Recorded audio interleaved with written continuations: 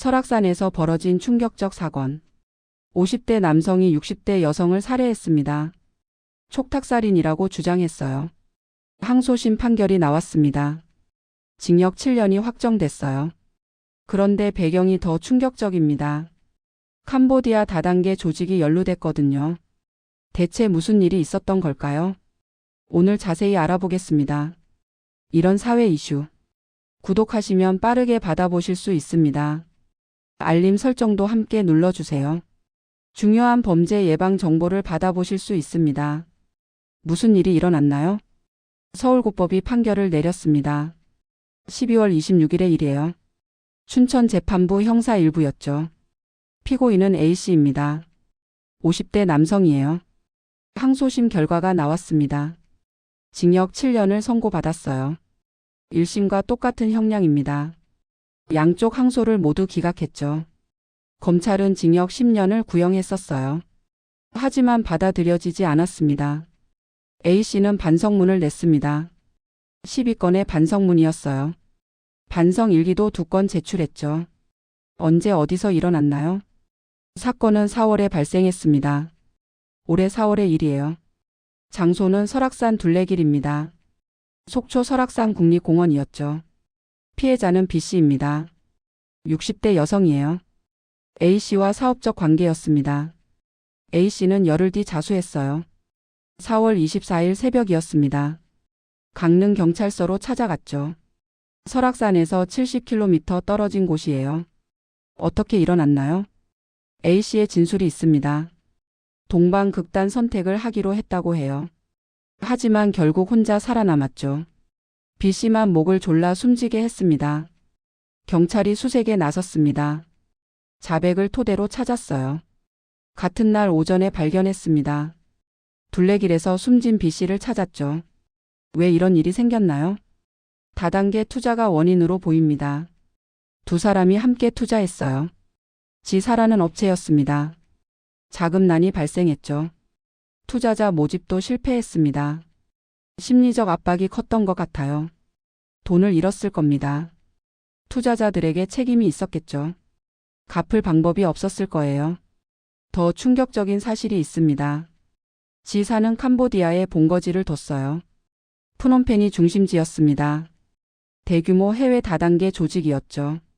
최근 캄보디아에서 뭐가 있었죠? 한국인 변사 사건이 잇따랐습니다.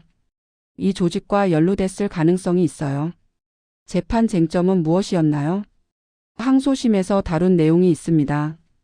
첫째, 촉탁 의사가 실제로 있었는지요? B씨가 정말 죽기를 원했을까요? 이것이 중요한 쟁점이었습니다. 둘째, A씨의 행적이었어요. 범행 전후에 뭘 했는지요? 중단할 기회가 있었는지 따졌습니다.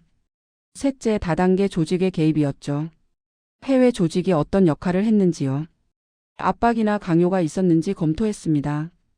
배경 설명. 촉탁살인이란 무엇일까요? 피해자의 부탁을 받고 죽이는 겁니다. 본인이 죽기를 원한다는 거예요. 하지만 살인은 살인입니다. 일반 살인과 어떻게 다를까요? 형량이 조금 다릅니다. 촉탁살인은 상대적으로 가벼워요. 피해자의 의사가 있었다고 보거든요. 하지만 여전히 중범죄입니다. 징역 1년 이상을 받습니다. 최대 10년까지 가능해요. 이번 경우는 7년이었죠. 재판부는 왜 7년을 줬을까요? 몇 가지 이유가 있습니다. 범행 중단 기회가 있었어요. 여러 차례 멈출 수 있었죠. 하지만 반복적으로 시도했습니다. 결국 범행을 완수했어요. 비난 가능성이 크다고 봤습니다. 피해자는 사망했습니다. 회복할 수 없는 피해죠. 유족들의 고통도 컸습니다. 정신적 피해가 심각했어요. 엄벌을 원하고 있었습니다. 하지만 10년은 주지 않았어요. 왜 그랬을까요? 촉탁 의사가 있었다고 봤을 겁니다. 완전히 일방적이진 않았다는 거죠. 자수한 점도 고려됐을 거예요. A씨가 스스로 신고했거든요. 도주하지 않았습니다. 이것도 양형에 영향을 줬을 겁니다. 반성문도 많이 냈습니다. 12건이나 제출했어요. 반성 일기도 2건 있었죠. 뉘우치는 모습을 보였습니다. 하지만 유족은 받아들이기 힘들겠죠. 7년이면 짧다고 느낄 겁니다. 소중한 가족을 잃었는데요. 가해자는 7년 뒤 나옵니다. 다단계 사기는 심각한 문제입니다. 특히 해외 다단계가 위험해요. 규제가 어렵기 때문이에요. 캄보디아, 필리핀, 태국 등이 많습니다. 왜 해외로 가는 걸까요? 한국에서는 단속이 심하거든요. 다단계 규제가 엄격합니다. 그래서 해외로 도피하는 거예요. 어떤 방식으로 운영될까요? 일단 높은 수익을 약속합니다. 한 달에 10% 이상이라고 해요. 말도 안 되는 수익률이죠. 초기에는 실제로 줍니다. 소액 투자자에게 배당을 줘요. 신뢰를 쌓는 거죠. 그럼 소문이 퍼집니다. 더 많은 사람이 투자합니다. 점점 규모가 커져요. 하지만 실제 수익은 없습니다. 새 투자금으로 기존 배당을 주는 거예요. 폰지 사기라고 부릅니다. 결국 무너질 수밖에 없어요. 신규 투자자가 줄어들면요. 배당을 못 주게 됩니다. 그럼 조직이 사라집니다. 연락이 두절되는 거예요. 투자금은 돌려받을 수 없죠. 피해자들만 남습니다. 캄보디아 사건은 더 심각했어요. 한국인 변사 사건이 여럿 있었죠. 다단계 조직과 연관됐을 가능성이 있습니다. 투자금을 돌려달라고 했을까요? 또는 조직 탈퇴를 원했을까요? 압박이나 위협이 있었을 수 있어요. 심지어 폭력도 있었을지 모릅니다. 목숨을 잃은 사람도 있었죠. 이번 설악산 사건도 비슷합니다. 투자 실패로 압박을 받았어요. 갚을 길이 없었을 겁니다. 극단적 선택을 했죠. A씨는 살아남았지만요. B씨는 목숨을 잃었습니다. 정말 촉탁이 있었을까요? 아니면 A씨의 변명일까요? 법원은 촉탁이 있었다고 봤습니다. 하지만 완전히 면책은 안 됐어요. 7년형을 받았으니까요. 다단계 피해는 계속됩니다. 최근에도 사건이 많아요. 코인 투자, 해외 부동산 등 다양한 형태로 변하고 있습니다.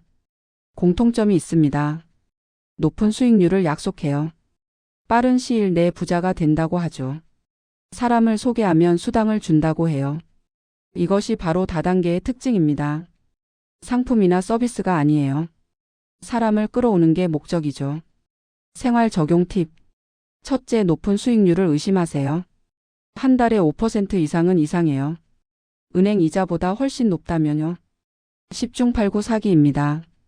둘째, 해외 투자는 더 조심하세요. 한국 법의 보호를 받기 어려워요.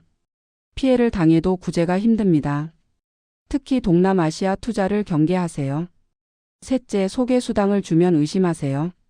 친구를 데려오면 돈을 준다. 이것이 바로 다단계의 신호입니다. 정상적인 투자가 아니에요. 넷째, 금융감독원에 확인하세요. 정식 등록 업체인지 확인하세요. 금감원 홈페이지에서 조회할 수 있어요. 미등록 업체는 절대 믿지 마세요.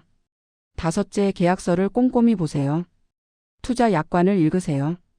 수익률 보장 문구가 있나요? 원금 보장은 어떻게 되나요? 불분명하면 투자하지 마세요. 여섯째, 주변에 자랑하지 마세요. 투자해서 수익을 봤다면요. 조용히 하는 게 좋습니다. 자랑하면 타겟이 될 수 있어요. 더 큰 투자를 권유받을 겁니다. 일곱째, 피해를 당했다면 신고하세요. 금융감독원 불법금융신고센터요. 경찰서에도 고소할 수 있어요. 혼자 해결하려 하지 마세요. 전문가 도움을 받으세요. 여덟째, 가족이 투자한다면 말리세요. 특히 부모님을 주의하세요. 노후 자금을 잃을 수 있어요. 높은 수익률에 현혹되기 쉽습니다. 대화를 자주 나누세요. 이번 사건은 많은 것을 생각하게 합니다. 다단계 사기의 끝은 비극이에요. 돈을 잃는 것으로 끝나지 않습니다. 목숨까지 잃을 수 있어요. 피해자 B씨는 어땠을까요? 투자 실패로 절망했을 겁니다. 갚을 길이 보이지 않았겠죠. 극단적 선택을 했을지 모릅니다. 하지만 A씨는 어떨까요? 정말 촉탁이 있었을까요? 아니면 자신의 책임을 회피한 걸까요? 우리는 알 수 없습니다. 분명한 건 하나입니다. 다단계 사기는 반드시 막아야 해요. 더 이상의 피해자가 나와선 안 됩니다. 특히 해외 다단계를 경계해야 합니다. 정부의 역할도 중요합니다.